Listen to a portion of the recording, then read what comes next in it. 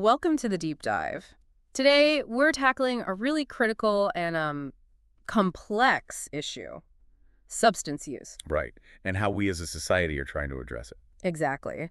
We're going to be sifting through a collection of really informative stuff, scientific reviews, policy analyses on harm reduction, even insights from places like the Mayo Clinic. And the National Institute on Drug Abuse Yeah. and looking at the nature of addiction itself. Our mission, especially for you, the learner, is to pull out the key insights. We want to give you a clear, structured picture of this whole thing. Yeah, the different ways we're thinking about it, the evidence, all without getting too bogged down. Trying to find those aha moments, connecting the dots. Okay, so we've got a scoping review, is that right?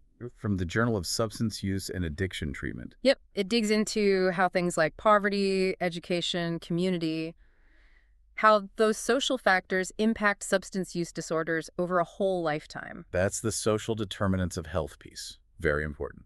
And then there's this analysis from the Cicero Institute. Quite thought-provoking. It looks squarely at the public health consequences and really examines the evidence for different harm reduction strategies. Right, and we'll fold in those perspectives from Mayo and NIDA too, just to ground our understanding of addiction. Now, it's important to say some of this stuff, it can get politically sensitive. Definitely. Our goal here is just to report impartially on what's in these sources, present the different perspectives without taking sides. We're here to understand what the sources are actually telling us, not push an agenda. Okay, let's unpack this then. And just to start, get this. Did you know that in the U.S., deaths from drug overdoses more than doubled between 2015 and 2021? It's a shocking statistic. This part. For young people, ages 10 to 19, fentanyl was involved in 84% of those deaths. 84%. Wow. That really highlights the urgency, doesn't it? And how much the landscape has shifted, especially for younger people. It totally underscores the stakes here. And that Cicero Institute data really drives home the scale of the crisis. Yeah. You said over 100,000 overdose deaths in 2021. Yeah, a 92.3% increase since just 2015. It's dramatic. And like you said, the surge among young people is deeply concerning. But it's not just overdoses, is it? No, the analysis points out the wider impact, too. Right, how substance use gets tangled up with other big issues like crime.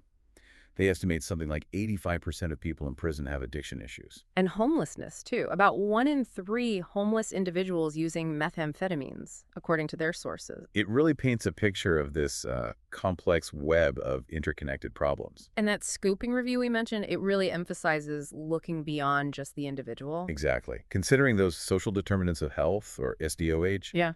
these bigger environmental social conditions, they really matter for health outcomes. Including substance use starting it, how it progresses, the risks. Everything. Okay, so these SDOH, the review looks at how they play out across someone's life. Yeah, from maybe the first time someone experiments, all the way through to potential long-term issues, or even mortality. And the studies they looked at followed the same people for a long time, right?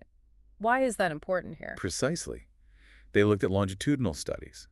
Following the same individuals lets researchers see how factors like poverty, education, housing, social support, how these things might contribute to, or maybe protect against, substance use as life unfolds. Ah, okay, so you can see clearer connections over time. Exactly. The review aimed to summarize all that, Yeah. narratively and even graphically. Which kind of leads us into this whole idea of harm reduction. It's a different philosophy, isn't it? It really is. A Okay. fundamental shift, you could say. Instead of just focusing purely on abstinence. Getting people to stop completely. Right. Harm reduction aims more at minimizing the negative consequences associated with drug use, meeting people where they are. Offering support they're willing to accept, even if they're still using. Yeah, like the example you mentioned, giving out clean needles to stop HIV or Hep C from spreading. So it's pragmatic, trying to reduce the immediate risks. Exactly. Providing practical care. That could be education on safer use, testing for diseases, handing out naloxone for overdoses. But the Cicero analysis stresses that policymakers really need to look closely at the evidence for each specific practice, right? Not just accept the philosophy wholesale. Absolutely. Weigh the evidence carefully. Because the health challenges are huge. Both the direct effects of the drugs and the risky behaviors that can come with use. Yes. And harm reduction tries to interrupt those risky behaviors to cut down on disease and death. And the Cicero Institute points out that the risks aren't the same for every drug or every way of using it. Definitely not. Injecting drugs, generally. Highest risk for diseases, opioids. Highest risk for fatal overdoses. And that method, the route of administration, really matters for health risks, doesn't it? The analysis breaks down oral, injection, inhalation, intranasal. It does. Taking drugs orally, like pills. It's common, especially illicit prescription opioids, but it has its own risks. Like stress on the liver. Yeah, exactly. Opiates are actually less potent orally because the liver filters some out first. Oh, okay. But that filtering process itself can strain the liver over time. Then there's injection. The analysis mentioned, 3.6 million adults in the U.S. injecting drugs, heroin being common? Right, and that route carries really serious disease risks. HIV, hepatitis C. Absolutely. Yeah. HIV, while mostly spread sexually now, still accounts for maybe 8% of new infections from injection use. But Hep C, that's way more common among people who inject. Rates can be incredibly high, like 70–90% in long-term users. Wow. And it spreads fast among new users, too. Alarmingly fast. Plus, skin infections are a big problem, about 10 times more likely if you inject. Understanding these different risks really sets the stage for looking at harm reduction strategies, doesn't it? It does, because many of these strategies are designed specifically to tackle these dangers we're talking about. Let's maybe dig into some of those practices. Okay, what about inhalation? Smoking drugs. Seen as less risky than injecting, maybe, but still harmful. Definitely not harmless. You're looking at damage to the respiratory system, higher risk of things like asthma, lung cancer, pneumonia. And they mentioned severe dental problems with meth use, the whole meth mouth thing. That's right. And interestingly, some studies found similarities in negative outcomes between people who smoke meth and those who inject it. Huh. Though injecting fentanyl seems worse for overdose and skin infections than smoking it. Correct. That distinction seems important. And finally, intranasal use, snorting. Maybe less stigma, sometimes lower disease risk. Potentially, but it still damages the nose badly. Can cause sores, even holes in the septum. And with meth, they said the less intense high from snorting might lead to using more often. Yeah, that's a potential downside. It's fascinating how the Cicero Institute really flags that drug use overall has just become so much more dangerous because of fentanyl. Right, these potent synthetics. The example of methamphetamine overdose deaths jumping 180% between 2015 and 2019, while the number of users only went up 43%. That's stark. It really is. And that other statistic you pulled out. The 54% of meth-related deaths involving a mix with opioids. Yeah. It just shows how unpredictable and contaminated the drug supply has become. It's not just one substance anymore. No. And the analysis also brings up using alone as a risk factor. Many opioid deaths happening in private homes. Right, where there's no one to help if something goes wrong. So drilling down into causes of death, methamphetamine and opioids seem to be the main drivers, according to the sources. They are. Meth users face a much higher risk of dying prematurely. The specific causes cited vary a bit between studies. Suicide, accidents, cardiovascular issues, HIV, cancer, overdose. Right, a whole range. But the overall picture is high mortality, and suicide attempts are unfortunately common. And for opioid users, similar high risks. Yes. Accidental overdose is a huge factor, obviously, but also cardiovascular disease, cancer, suicide. And Hep C complications are significant too. Okay, so we've painted a pretty grim picture of the problem and the risks. Let's pivot towards solutions, or at least attempted solutions, harm reduction practices. Right. And it's the broad category. The Cicero Institute lists things like information and education, Counseling. fentanyl test strips, naloxone distribution, Good Samaritan laws, Overdose hotlines, needle exchanges. medication-assisted treatment, or MMAT, and then the more controversial ones like supervised injection facilities. And the analysis suggests the evidence for how well these work varies quite a bit. It does. Yeah. Let's take information, education, counseling. Yeah. Seems basic, right? Yeah, straightforward. What's the evidence? Well, studies show they can increase drug literacy awareness. Some hints it might reduce the likelihood of teens starting drug use. But the Cicero Institute points out we need more research on long-term behavior change and which ways of delivering that info work best. Okay. Fentanyl test strips. Getting a lot of buzz. Seems like a practical tool. They are. They're generally accurate for fentanyl and its cousins. And studies show people do change behavior when they use them smaller doses, feeling safer. But limitations exist. User error. Can't detect everything else that might be mixed in. Exactly. Plus, there's still illegal drug paraphernalia in many places, which is a major barrier. Naloxone, the overdose reverser, now available as Narcan nasal spray, much more accessible. And it works. High survival rates when it's used. The Cicero Institute acknowledges that. Bystanders will use it if they have it and know how. Okay, but didn't the analysis mention a study with some surprising negative findings? Ah, yes. That's a key point they raise. One study suggested that wider naloxone access might, counterintuitively, lead to more opioid use and maybe even more crime, without actually reducing overall deaths. Whoa, hang on. How could that happen? Making an antidote more available leads to more use. The theory proposed in that study was a sort of safety net effect.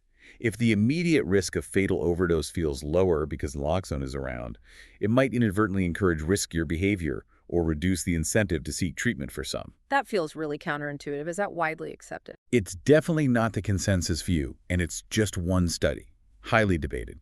But the Cicero Institute includes it to show the complexity and the need to look at potential unintended consequences. And of course, naloxone only works for opioids. Right, useless for a meth or cocaine overdose? Yeah. Okay, good Samaritan protections, laws, so people aren't afraid to call 911. Yeah, the idea is to remove that fear of arrest. Evidence suggests they might increase calls for help and maybe reduce deaths, but the research is still pretty limited, and results seem to vary depending on the place. Overdose hotlines. People call while using. An operator stands by. That's the concept. The Cicero Institute says there's limited evidence they're effective right now. But less controversial than supervised injection sites. And legally simpler, yes. Okay, needle and syringe exchange programs, NS-EAPS, these have been around a while. Goal is reducing HIV, Hep C. Primarily. And getting dirty needles off the street, maybe connecting people to services. So do they work for disease prevention? The meta-analyses, those studies of studies, suggest they are effective in reducing risky injection behaviors linked to HIV. Okay, that's positive. But the evidence for reducing Hep C, which is actually more common among injectors, is weaker, less conclusive. And didn't the Cicero analysis mention some concerns? Yes, they highlighted one study specifically that found troubling links between NSEPs and increases in drug-related crime and overdose deaths in the areas around them. That raises serious questions for policymakers. So not a universally positive picture there. What about getting needles off the street? Some evidence suggests they do help with reducing public needle litter, but getting people connected to wider services beyond just swapping needles. Limited evidence that happens consistently. It seems like even for established methods like NSEPs, the evidence is more nuanced than you might think. Absolutely, especially when you look at different outcomes, HIV versus Hep C, public litter versus crime rates. Okay, medication-assisted treatment, Yep. MESMEP. Using things like methadone or buprenorphine, this seems like a cornerstone of opioid treatment now. It really is. And the evidence here is strong for reducing mortality risk significantly, up to 500% reduction in some studies. Wow, 500%. That's huge. It is. And it's linked to lower disease transmission risks, too. But it's not a magic bullet, right?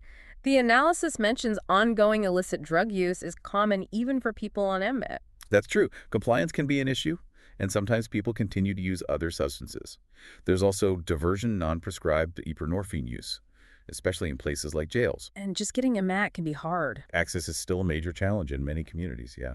All right, finally, the really controversial one. Peer and supervised injection facilities, CEFs. Safe places to use drugs under watch. Extremely controversial. Advocates always point out, no reported overdose deaths inside the facilities. That seems like a clear positive. It does, and a systematic review suggests they could reduce overdoses and deaths in the immediate vicinity. Maybe modest increases in people starting addiction treatment. Some evidence crime might decrease right around them. Okay, sounds promising so far. But the Cicero Institute perspective emphasizes major criticisms. Lack of really rigorous long-term studies. Concerns that very few people actually transition from using it, the CIF, to getting into formal treatment. The enabling argument. Exactly. Critics argue they normalize and enable drug use and potentially increase crime and disorder in the wider neighborhood, even if it's down right next to the site. And recent studies hint at possible gender differences in overdose rates inside CIFs, too. So the evidence isn't consistently supportive. Far from it. Even some people involved with CIFs express concerns about effectiveness and unintended consequences. It's really a focal point of debate. Okay, so navigating all this. Harm reduction, treatment, prevention, it really helps to understand addiction itself. Let's touch on those insights from the Mayo Clinic and INERO. Right. They frame addiction clearly as a disease. Affects the brain, affects behavior, leads to that compulsive use, even when things are clearly going wrong. And it can start innocently enough. Experimental use, maybe even prescribed meds. Absolutely. And the symptoms they list are important.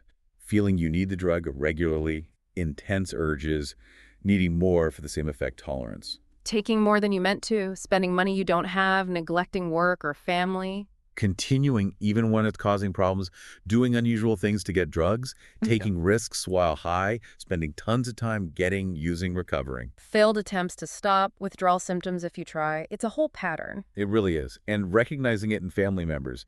Mayo Clinic points to things like school or work problems, physical health declining, appearance neglected, secrecy, money issues. And just being aware of signs of intoxication helps, though they vary so much by drug type. Totally. Cannabis is different from depressants, which are different from stimulants, hallucinogens, inhalants. Each has its own profile. And fundamentally, NIDS stresses these are lasting changes in the brain's circuitry. The reward system, self-control. It's not just about willpower. No, it's a brain disease. And risk factors play a role. Family history, other mental health issues, peer pressure, lack of family support, starting young, the type of drug itself. And prevention. Communication, listening, being a good role model, strong family bonds. Seems basic but crucial. Definitely. And when treatment is needed, it should be comprehensive, address the whole person. Medical, mental, social, job, family, legal needs. It's all connected. Right, using medication, different kinds of therapy, CBT, motivational interviewing, family therapy, 12-step approaches, whatever fits the individual. And understanding that relapse, it's often part of recovery. Not a failure, but definitely dangerous because tolerance can drop. That's a critical point about safety after a period of abstinence. Yeah. And finally, they distinguish between dependence, tolerance, and withdrawal, which can happen even with prescribed meds and addiction, which is that bigger disorder with loss of control and negative consequences. That's a really useful distinction. Dependence doesn't automatically equal addiction. Okay, the learner. Let's try to wrap some of this up.